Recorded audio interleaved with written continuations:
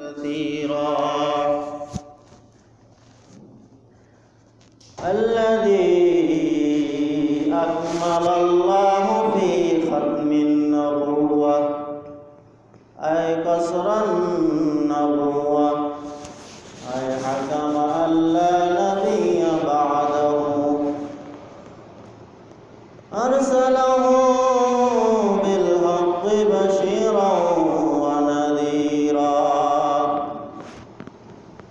وداعيا إلى الله بإذنه وسراجا وقمرا منيرا فقد قال الله تبارك وتعالى في كلامه المجيد وفي فرقانه الحميد أعوذ بالله من الشيطان الرجيم بسم الله الرحمن الرحيم قل إن كنتم تحبون الله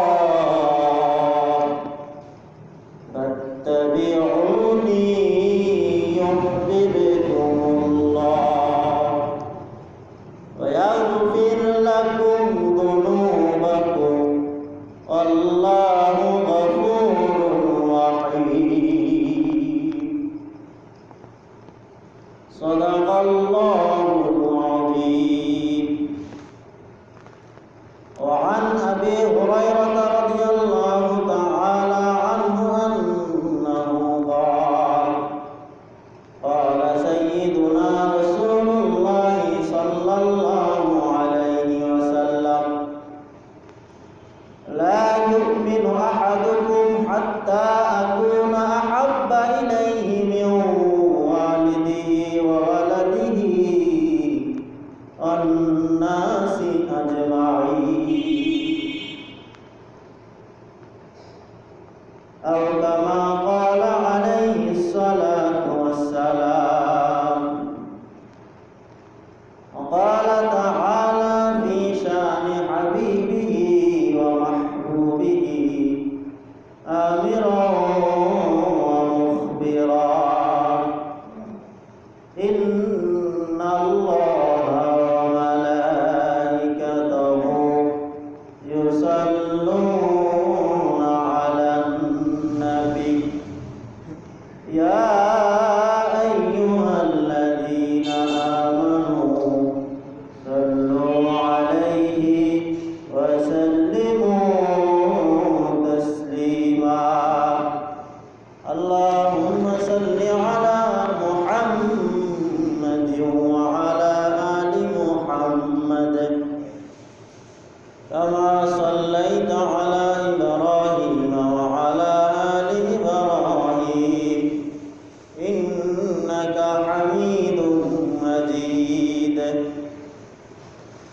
اللهم بارك على محمد وعلى آل محمد كما باركت على إبراهيم وعلى آل إبراهيم إنك حميد مجيد.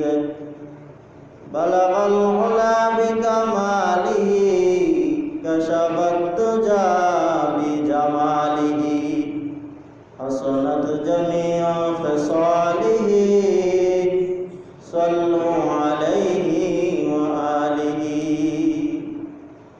آفتاب نبوت چلے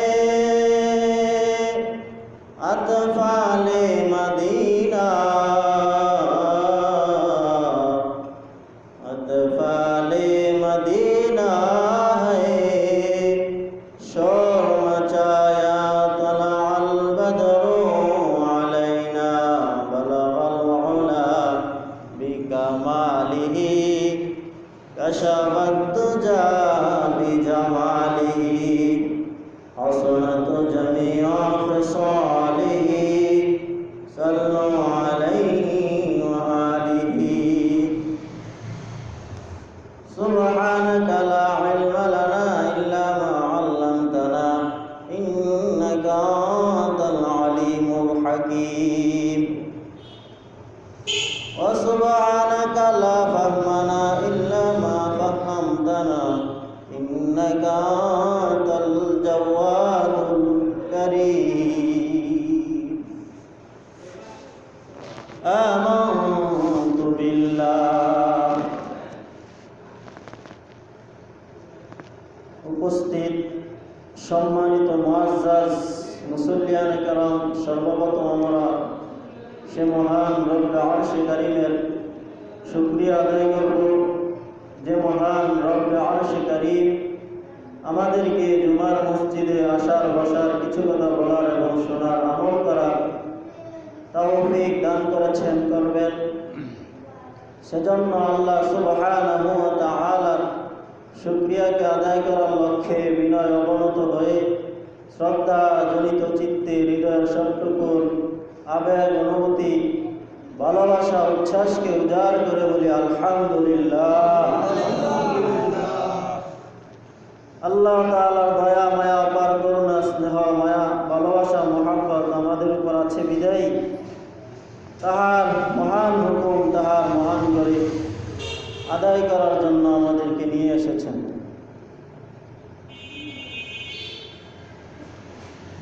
আমাদের আলোচনা চলতেছিল আখিরি নবী শেষ নবী শ্রেষ্ঠ নবী হযরত মুহাম্মদ মুস্তাফা আহমদ মুস্তাফা নবী করিম সাল্লাল্লাহু আলাইহি ওয়াসাল্লামের পবিত্র জীবনী সম্পর্কে সিরাত সম্পর্কে আমরা শুনতে পেয়েছি এবং বুঝতে পারলাম যে আল্লাহ তাআলা নবীকে আল্লাহ তাআলা এই ধরাতমে সবার শেষে পাঠিয়েছেন, যদিও তিনাকে সবার আগেই আল্লাহ তাআলা নবী হিসাবে মনোনীত করেছেন, কিন্তু পাঠিয়েছেন সবার পরে। আল্লাহ তাআলার নবীকে দুধ মাতা হালিমা তার মার কাছে সুপর্দ করলেন, দিয়ে গেলেন। 2 বছর পর এরকমভাবে কয়েক বছর পরে তারপরে মা আমিনা 6 বছর বয়সে যখন আল্লাহ তাআলার নবীর বয়স 6 বছর, তার নানার বাড়ি থেকে ফিরে আসার পথে আবওয়া নামক স্থানে আল্লাহ তাআলার নবীর মার ইন্তেকাল হয়ে যায়। মৃত্যুর এরকমভাবে আল্লাহ তাআলার হাবিব জন্মগ্রহণ করার পূর্বেই পিতাকে হারালেন, 6 বছর বয়সে মাকেও হারালেন। এমনিভাবে 8 বছর বয়স যখন আল্লাহ তাআলার নবী, তখন তাহার দাদাকেও হারালেন। তাহাকে দেখাশোনা করার লালন পালন করার মতো আর কেউ রইল না।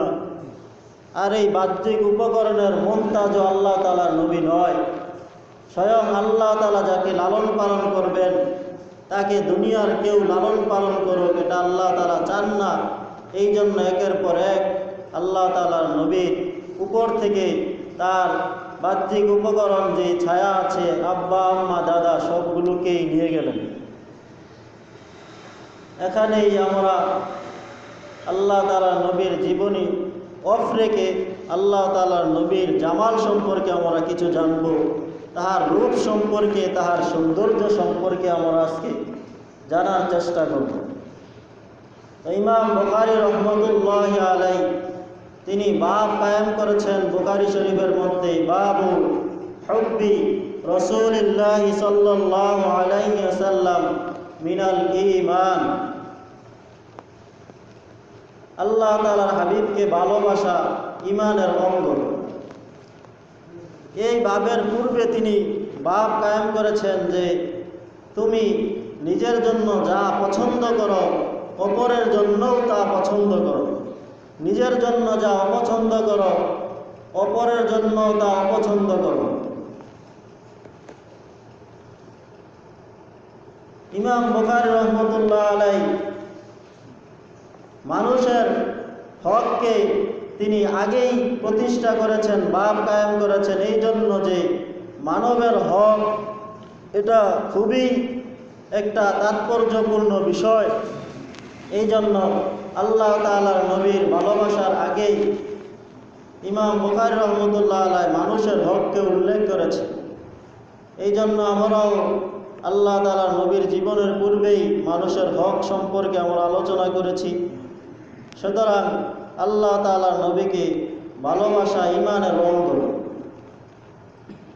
এই জন্য আবু হুরায়রা রাদিয়াল্লাহু তাআলা আনহু বর্ণনা করেন, লা ইউমিনু আহাদুকুম হাত্তা আকুনা আহাব্বা ইলাইহি, লা ইউমিনু আহাদুকুম, তোমাদের কেউ ততক্ষণ পর্যন্ত প্রকৃত মুমিন হতে পারবে না যাবত না তার নিকট আমি নবীর ভালোবাসা তাহার পিতা মাতার অপেক্ষায়, তার সন্তান সন্ততি অপেক্ষায় এবং সকল মানুষ অপেক্ষায় এবং তাহার নিজের অপেক্ষায় যতক্ষণ পর্যন্ত বেশি ভালোবাসা আল্লাহ তাআলার নবীর না হবে ততক্ষণ পর্যন্ত কোনো মানুষ প্রকৃত মুমিন হতে পারবে না।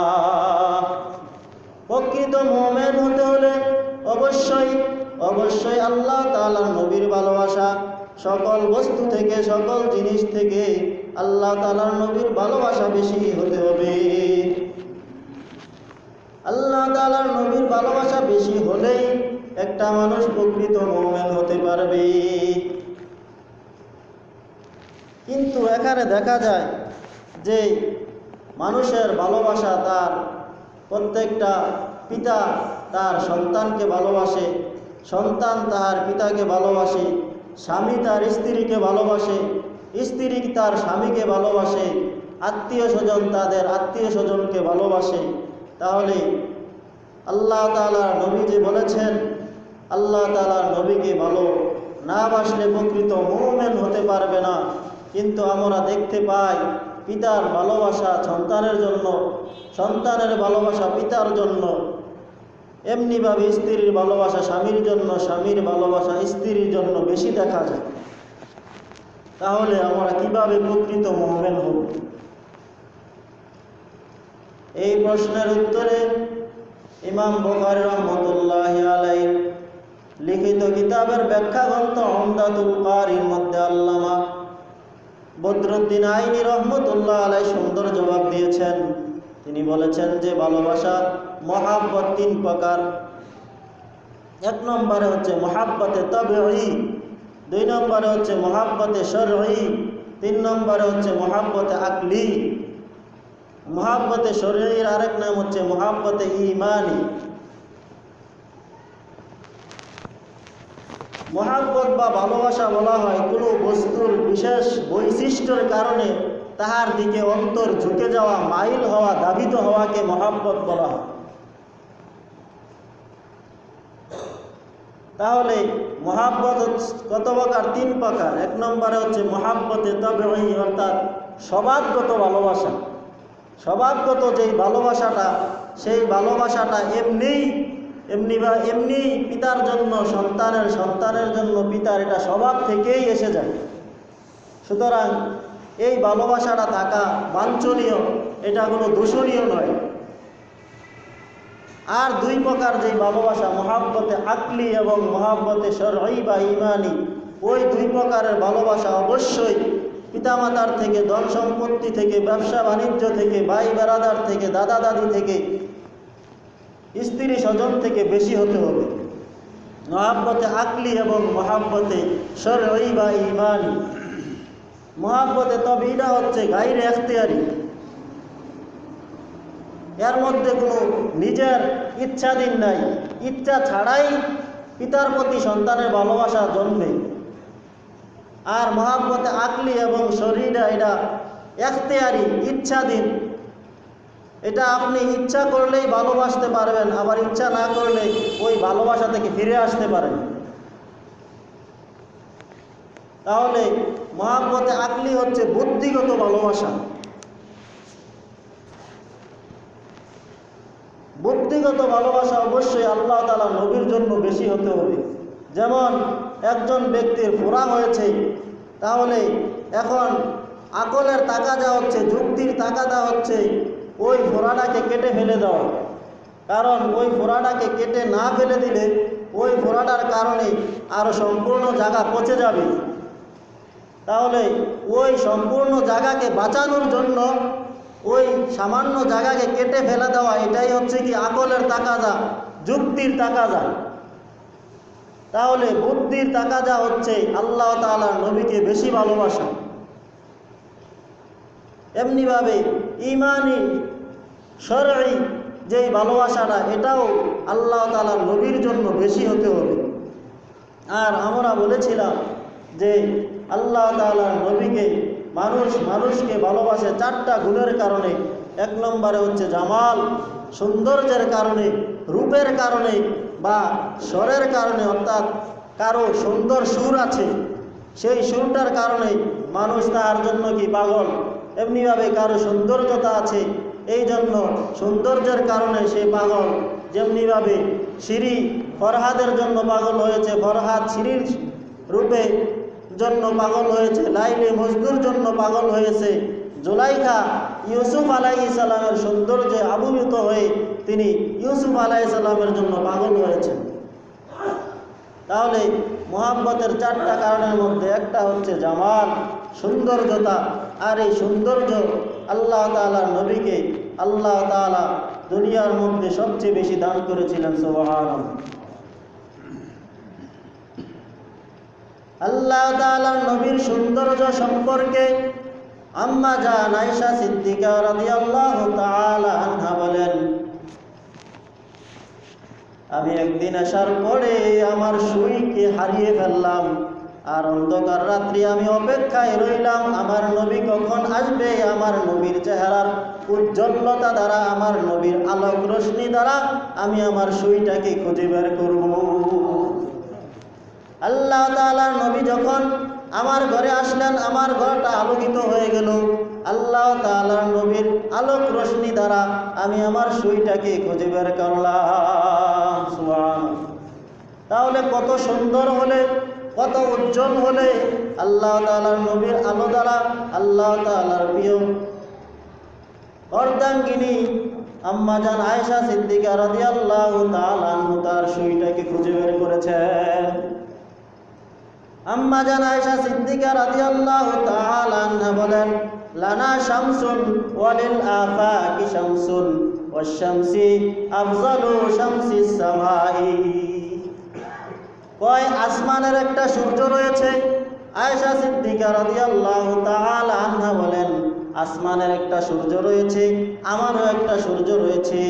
ওয়াশ-শামসি আফজালু শামসিস সামাই, আসমানের সূর্য থেকে আমার সূর্যটা অনেক মর্যাদাবান, অনেক অধিক ভালো, অধিক উত্তম।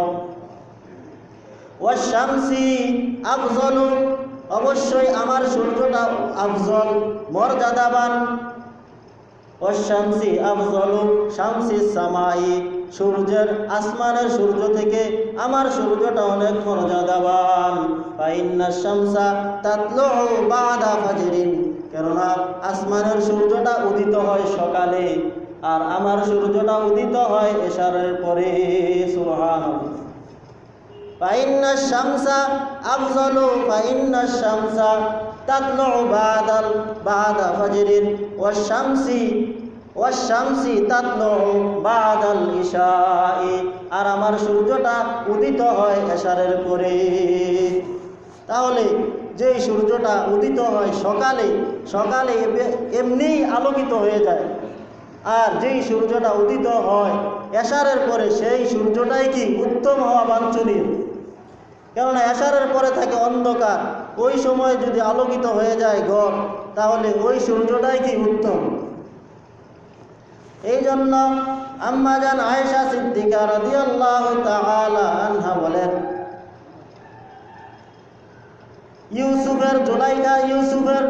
জুলাইকার সখীরা, জুলাইকার বান্ধবীরা ইউসুফ আলাইহিস সালামের সৌন্দর্য দেখে তারা লেবুর পরিবর্তে হাত কেটে ফেলেছে। কিন্তু ওই জুলাইকার সখীরা যদি আমার নবীর সৌন্দর্য দেখতো, তারা হাত নয় বরং তারা কলিজা কেটে ফেলতো। সুবহানাল্লাহ। এত সৌন্দর্য দিয়ে আল্লাহ তাআলার নবীকে সৃষ্টি করেছেন। এই জন্য আল্লাহ তাআলার নবী বলেন আনা আল্লাহ তাআলার নবী বলেন আনা মালিহুন ও আখি আসবাহু। আল্লাহ তাআলার নবী বলেন আমি হচ্ছি লাবণ্যময় সুন্দর, লাবণ্যময় উজ্জ্বল সুন্দর, আর আমার ভাই ইউসুফ আখি, আমার ভাই ইউসুফ হচ্ছে আসবাহু উজ্জ্বল সাদা সুন্দর লাল সুন্দর নয়। আমি হচ্ছি এরকমভাবে মালিহুন লবণ, এরকমভাবে মালিহুন আমি হচ্ছি লাবণ্যময় উজ্জ্বল সুন্দর।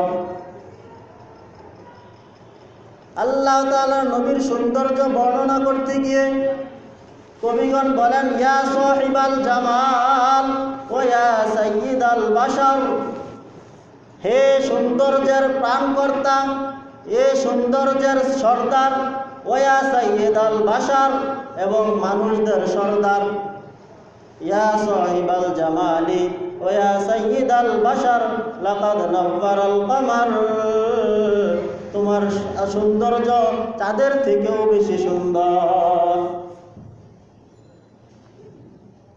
ইয়া সাহিবাল জামাল ওয়া ইয়া সাইয়্যিদাল বাশার ওয়াজহুকাল বাদরি আও শামসিদ দুহা। তারা কত সুন্দর না বলেছেন যে আল্লাহ তাআলার নবীর সৌন্দর্য বর্ণনা করতে গেলে বর্ণনা করা শেষ হবে না।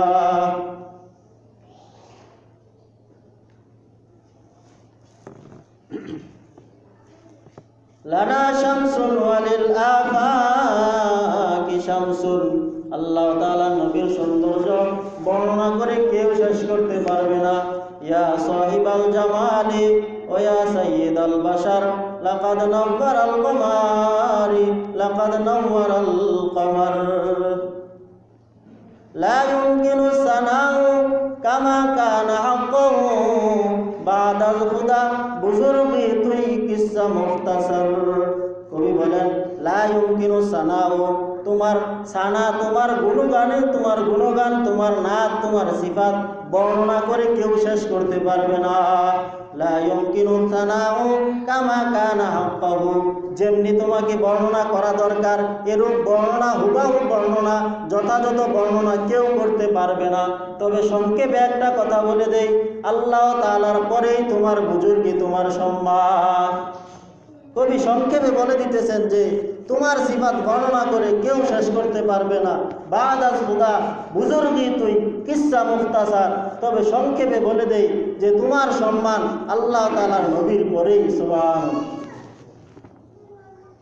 আল্লাহ তাআলার নবীর প্রিয় সাহাবী কবি হাসান বিন সাবিত রাদিয়াল্লাহু তাআলা আনহু বলেন আহসানু মিন কালাম তারাকাতু আইনি ওয়া আজমালু মিন কালাম তালিদিন নিসাউ।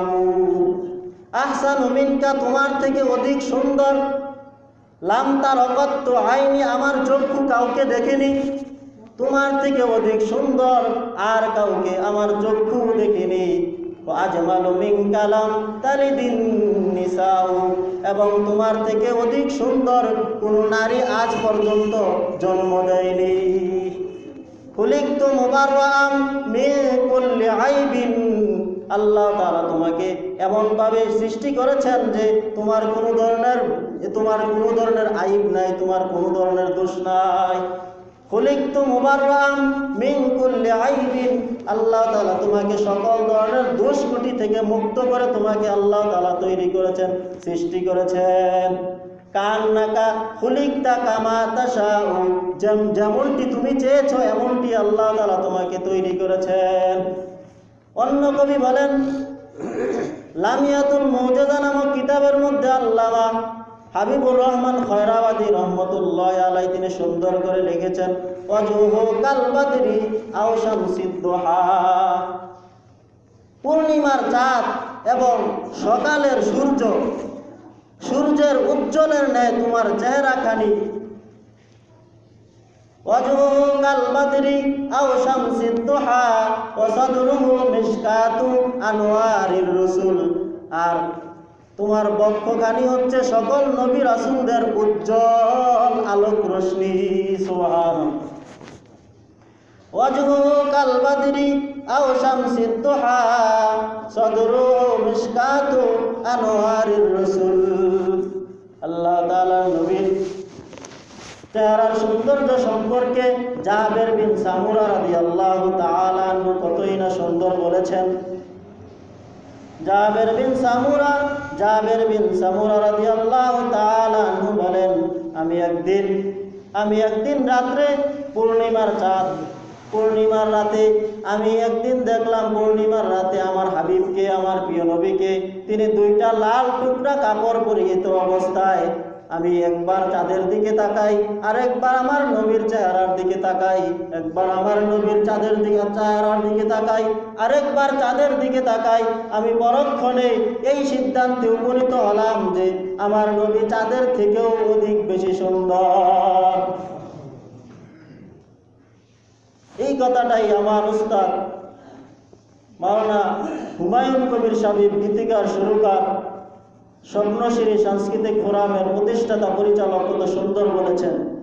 চাঁদের চেয়ে সুন্দর আমার নবী, চাঁদের চেয়ে সুন্দর আমার নবী, তারি রূপে হার মেনেছে, তারি রূপে হার মেনেছে গ্রহ রবি, চাঁদের চেয়ে সুন্দর আমার নবী। সুবহানাল্লাহ। ইমাম এরকম ভাবে আল্লাহ তাআলার প্রিয় সাহাবী আবু হুরায়রা রাদিয়াল্লাহু তাআলা আনহু বলেন, আমার নবীর চেহারাটা থেকে যেমন এরকম ভাবে রূপার মিশ্রিত রংগুলা বেয়ে বেয়ে পড়তো। সুবহানাল্লাহ। রূপ মিশ্রিত রং যেরকম আমার নবীর চেহারাটা হচ্ছে রূপ। তাহলে আল্লাহ তাআলার নবী হচ্ছেন লাবণ্যময়, উজ্জ্বল, সুন্দর, আর তাহার খাদ্যর গাল মুবারক ছিল নরম, মুলায়ম, কোমল। এমনি ভাবে আল্লাহ তাআলার নবীর চক্ষু ছিল, সাদা অংশগুলা অনেক সাদা ছিল, কালো অংশগুলা অনেক কালা ছিল, এবং সাদা অংশের মধ্যে লাল লাল অনেকগুলো চিহ্ন ছিল, যার কারণে আরো সৌন্দর্য ফুটে উঠত। আল্লাহ তাআলার নবীর চক্ষুগুলাও মিডিয়াম সাইজের বড় ছিল। এমনি ভাবে আল্লাহ তাআলার নবীর বুড়োগুলা ছিল চিকন চিকন ছিল। দুটোটা বুড়ো একসাথে এরকম ভাবে সামান্য একটু ফাঁকা ছিল। উভয়টা বুড়োর মাঝখানে সামান্য চুল পরিমাণ ফাঁকা ছিল। এই জন্য বর্ণনাকারী কেউ বলেন যে আল্লাহ তাআলার নবীর বুড়োর মধ্যে কোনো ফাঁকা ছিল না, আর কেউ বলেন ফাঁকা ছিল। সুতরাং এর অর্থ হচ্ছে সামান্য একটু ফাঁকা ছিল, যেই ফাঁকাটা বোঝা যায় না। আর এর মাঝে একটা এরকম ভাবে রগ ছিল, যেটা আল্লাহ তাআলার নবী ক্রোধান্বিত হলে, রাগ হলে এই রগটা বেয়ে যেত। আল্লাহ তাআলার নবীর নাক ছিল লম্বা এবং ছুরির মতো এরকম ভাবে সোজা ছিল না। এমনি ভাবে আল্লাহ তাআলার নবীর দুইটা কান ছিল নিখুঁত সুন্দর।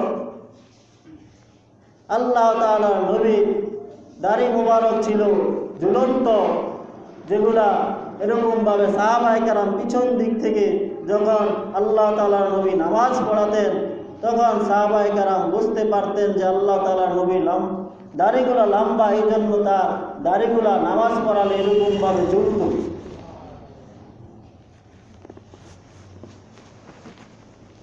আল্লাহ তাআলার নবী এমনি ভাবে আল্লাহ তাআলার নবীর প্রত্যেকটা অংশেরই সিরাতের মধ্যে আল্লাহ তাআলার নবীর গুণগানগুলো বর্ণনা করা হয়েছে। আল্লাহ তাআলার নবীর এমনি ভাবে মোজগুলো আল্লাহ তাআলার নবী খাটো করে রাখতেন, একবারে খাটো করে রাখতেন, আর দাড়িগুলোকে আল্লাহ তাআলার নবী ছেড়ে দিতেন। আল্লাহ তাআলার নবীর চুলগুলা ছিল অনেক লম্বা লম্বা এবং ঝুলন্ত ছিল। অনেক সময় আল্লাহ তাআলার নবীর চুলগুলা ছিল কানের লতি বরাবর, অনেক সময় কাঁধ বরাবর, অনেক সময় আরেকটু বেশি ছিল। তাহলে এগুলোকে বলা হয় লিম্মি, কিন্নি এবং গুফরি চুল, যেগুলা এই তিন সুরতে চুল রাখা আল্লাহ তাআলার নবীর সুন্নাত। আল্লাহ তাআলার নবী বেশিরভাগ লতি বরাবরই রাখতেন। যখন যুদ্ধের ময়দানে যাইতেন তখন না কাটতে পারার কারণে কাঁধ পেরিয়ে যেত। তাহলে আল্লাহ তাআলার নবীর প্রত্যেকটা অংশেরই আল্লাহ তাআলার নবীর এই সিরাতের মধ্যে এগুলা বর্ণনা দেওয়া হয়েছে। এই জন্য আল্লাহ তাআলা বলেন, কুল ইয়া কুনতুম তুহিব্বুনাল্লাহ ফাত্তাবিউনি ইউহিব্বুকুমুল্লাহ ওয়া ইয়াগফির লাকুম যুনুবাকুম আল্লাহু গফুরুর রহিম। আল্লাহ তাআলা বলেন সূরা আলে ইমরানের 31 নং আয়াতের মধ্যে বলে দিয়েছেন, হে নবী আপনি বলে দিন, আমি আল্লাহ তাআলাকে যদি আমার বান্দারা ভালোবাসতে চায় তাহলে যেন আপনি নবীর আনুগত্য তারা প্রকাশ করে। কুল ইন কুনতুম তুহিব্বুনাল্লাহ ফাত্তাবিউনি, তাহলে যেন তারা আপনি নবীর অনুসরণ করে। ইউহিব্বুকুমুল্লাহ, তাহলে আল্লাহ তাআলা তাদেরকে ভালোবাসবেন। ওয়া ইয়াগফির লাকুম, শুধু ভালোই বাসবেন না, আল্লাহ তাআলা তাদের গুনাহসমূহ ক্ষমা করে দিবেন। ওয়া ইয়াগফির লাকুম যুনুবাকুম ওয়াল্লাহু গফুরুর রহিম, আর আল্লাহ তাআলা সবচেয়ে বেশি ক্ষমাকারী। তাহলে এখানে আল্লাহ তাআলা বলতেছেন, যদি তোমরা আল্লাহ তাআলার হাবিবকে ভালোবাসো তাহলে আল্লাহ তাআলার নবীর অনুসরণ করো। আল্লাহ তাআলার নবী যেই কাজ করতে বলেছেন সেই কাজ করো, আর যেই কাজ ছাড়ার জন্য বলেছেন সেই কাজ ছেড়ে দাও। তারাকতু ফীকুম আমরাইন, আল্লাহ তাআলার হাবিব বলেন আমি তোমাদের মাঝে দুইটা জিনিস রেখে যাচ্ছি। তারাকতু ফীকুম আমরাইন লান তাদিল্লু মা তামাসসাকতুম বিহিমা, যতদিন পর্যন্ত তোমরা এই দুইটা জিনিসকে পাকড়াও করে রাখবে, ধরে রাখবে, আঁকড়িয়ে রাখবে, ততদিন পর্যন্ত তোমরা গুমরাহি হবে না, পথভ্রষ্ট হবে না। লান তাদিল্লু মা তামাসসাকতুম বিহিমা কিতাবাল্লাহ, একটা হচ্ছে আল্লাহ তাআলার কিতাব কালামুল্লাহ কোরআন মাজিদ, ওয়া সুন্নাত রাসূলি, আর একটা হচ্ছে আল্লাহ তাআলার হাবিবের সুন্নাহ। তাহলে আল্লাহ তাআলা বলেছেন যে আমার ভালোবাসা পেতে হলে আমার হাবিবের অনুসরণ করো। এমনি ভাবে আল্লাহ তাআলার হাবিবের ঠোঁটগুলো ছিল লাল। আল্লাহ তাআলার হাবিবের যে লালা মুবারক, সেই লালা মুবারকের মধ্যে ছিল ঔষধ, শেফা, সকল মানুষের জন্য শেফা ছিল। এই জন্যই তো খন্দকের যুদ্ধে আলী রাদিয়াল্লাহু তাআলা আনহু তিনি চোখের রোগে, চোখের পীড়ায় ভুগতেছিলেন। আল্লাহ তাআলার হাবিবের কাছে আসার সাথে সাথে আল্লাহ তাআলার হাবিব তার লালা মুবারক তার চোখের মধ্যে লাগিয়ে দেওয়ার সাথে সাথে আল্লাহ তাআলার হাবিবের প্রিয় সাহাবী আলী রাদিয়াল্লাহু তাআলা আনহুর উভয় চোখ ভালো হয়ে গেল। তাহলে আল্লাহ তাআলা হাবিবের লালা মুবারক ছিল সুগন্ধযুক্ত, কস্তুরীর ন্যায় সুগন্ধযুক্ত ছিল।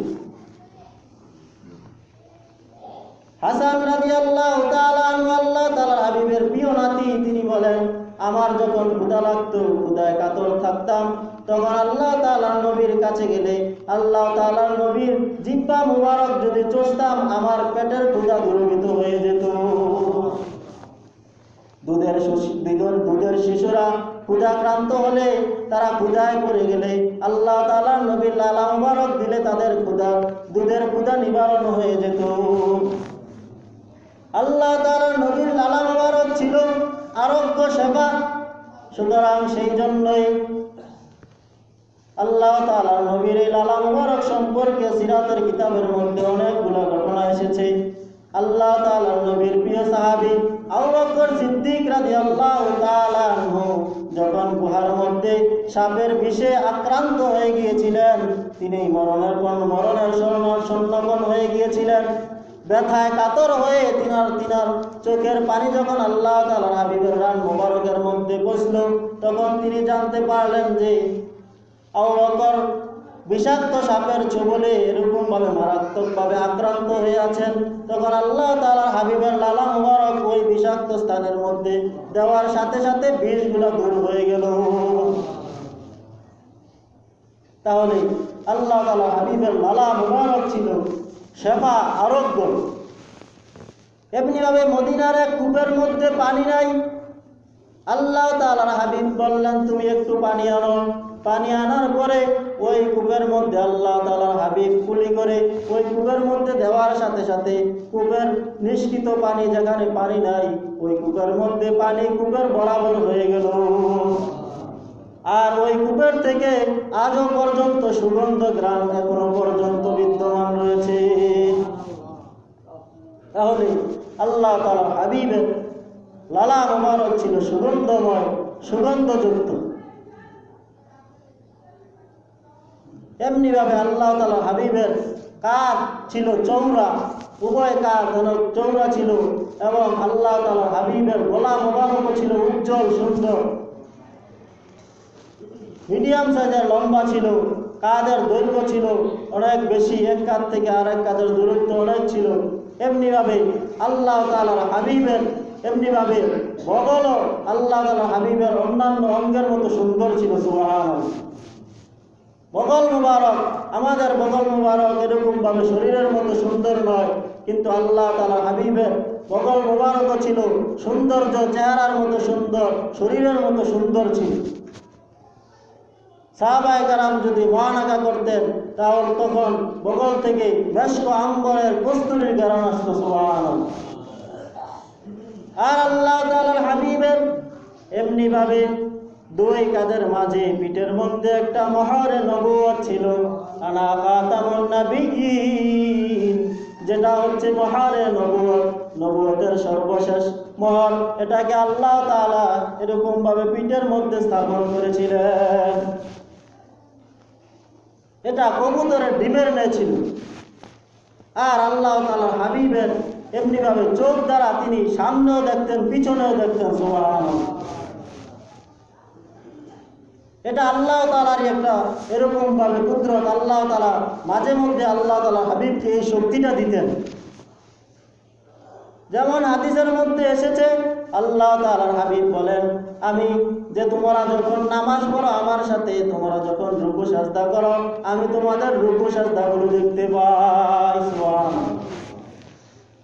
তাহলে আল্লাহ তাআলার হাবিব সামনেও যেরূপ দেখতেন, পিছনেও এরূপ দেখতেন, আলোর মধ্যে যেরূপ দেখতেন, অন্ধকারেও যেরূপ দেখতেন। সুবহানাল্লাহ। আমরা অন্ধকার রাত্রিতে দেখতে পাই না, কিন্তু আল্লাহ তাআলা হাবিব অন্ধকারময় রাত্রিতেও দেখতে পান। সুতরাং এই জন্য আল্লাহ তাআলা হাবিবের এরকমভাবে প্রেমিক প্রেমিকারা, প্রেমিক তার প্রেমিকের সৌন্দর্য দেখে পাগল হয়ে যায়, অভিভূত হয়ে যায়, সে পাগল হয়ে প্রেমিকার জন্য পাগল হয়ে যায়, ভালোবাসে। তাহলে ভালোবাসতে হলে এক নম্বরে আল্লাহ তাআলার হাবিবকেই ভালোবাসতে হবে, কারণ আল্লাহ তাআলার হাবিবের জামাল, সৌন্দর্য পৃথিবীর সবচেয়ে বেশি সৌন্দর্য বেশি ছিল। এই জন্য আল্লাহ তাআলা বলেন, ইন্নাল্লাহা জামিলুন ওয়া ইউহিব্বুল জামাল। আমি হচ্ছি সুন্দর এবং আমি সৌন্দর্যতাকে পছন্দ করি, আর সবচেয়ে বেশি সৌন্দর্য দিয়ে আমি আমার নবীকে সৃষ্টি করেছি, তৈরি করেছি। সুবহানাল্লাহ। সুতরাং ভালোবাসতে হলে আমাদের নবীকেই ভালোবাসতে হবে। ভালোবাসার স্থান যখন আসবে তখন ভালোবাসা অবশ্যই প্রকাশ করতে হবে। কিন্তু আজকে দেখা যায় আমাদের নবীকে নিয়ে ব্যঙ্গ করা হয়, আমাদের অন্তরের মধ্যে কোনো ধরনের ভালোবাসা তৈরি হয় না। আজকে বাংলাদেশের মধ্যে পৃথিবীর সবচেয়ে বেশি মিটিং মিছিল এরকমভাবে সমাবেশ হওয়া সত্ত্বেও আমাদের সরকার আজও পর্যন্ত ফ্রান্সের দূতাবাসকে ডেকে এনে নিন্দা জ্ঞাপন করে নাই। অথচ আমাদের সরকার বলে, আমি ঘুম থেকে উঠেই জায়নামাজ খুঁজি, ঘুম থেকে উঠে নামাজ পড়ি, কোরআন তেলাওয়াত করি। তুমি যদি কোরআন তেলাওয়াত করে থাকো তাহলে তোমার নবীর প্রেম কোথায় গেল? আজকে এত মিটিং মিছিল হওয়ার পরেও তুমি কেন ফ্রান্সের সরকারকে নিন্দাবাদ করতেছো না? তোমার নামাজ কোথায় গেল, তোমার যায় নামাজ কোথায় গেল, তোমার তাহাজ্জুদ কোথায় গেল? তোমার যদি নবীর প্রেম না থাকে তাহলে তুমি পরিপূর্ণ মোমেন হতে পারবা না। তাহলে প্রত্যেকটা মোমেনকেই মোমেন হতে হলে আল্লাহ তাআলার নবীর প্রেম অবশ্যই সবার থেকে বেশি থাকতে হবে। এই কথাটাই আল্লাহ তাআলা সূরা তওবার মধ্যে বলেছেন। এই আয়াতটা আমরা গত সপ্তাহ বলেছি। সুতরাং কেউ বলতে পারে যে ফ্রান্সের দূতাবাসের সাথে এরকমভাবে সম্পর্ক ছিন্ন করলে তাহলে দেশের ক্ষতি হবে। দেশের ক্ষতি দিয়ে কি করবে? আল্লাহ তাআলা তো বলেই দিয়েছেন, তোমার যদি ধন সম্পত্তি থেকে বেশি ভালোবাসা আমার নবীর জন্য না হয় তাহলে তুমি পরিপূর্ণ মোমেন, পাক্কা মোমেন হতে পারবা না। তাহলে তুমি দেশের ভালোবাসা এরকমভাবে টাকা পয়সার ভালোবাসা দিয়ে কি করবা? আল্লাহ তাআলা নবীর ভালোবাসা যদি তার থেকে বেশি না হয় তাহলে তুমি মোমেন হতে পারবা না। মোমেন না হয়ে কবরে গেলে তোমার অবস্থা খুবই করুণ হয়ে যাবে। এই জন্য একটা সিফাত সম্পর্কে আমরা আলোচনা করতেছি যে জামাল, আল্লাহ তাআলা নবীর সৌন্দর্য। সুতরাং সবচেয়ে বেশি সুন্দর দিয়ে আল্লাহ তাআলা আমাদের নবীকে তৈরি করেছেন, সৃষ্টি করেছেন। এই জন্য আমাদের নবীকেই আমাদের বেশি ভালোবাসতে হবে। ভালোবাসার 4টা গুণের মধ্যে একটা হচ্ছে জামাল, 2 নম্বরে কামাল, ইহসান, রাহমাত। আল্লাহ তাআলা আমাদের সকলকে আমাদের নবীর প্রেমে ভালোবাসায় এরকমভাবে সবচেয়ে বেশি ভালোবাসার তৌফিক দান করুন। সকলে বলি আমিন। ওয়া মা আলাইনা ইল্লাল বালাগ। যারা পড়ে আসছেন 4 রাকাত কাবলার জন্য বলেন।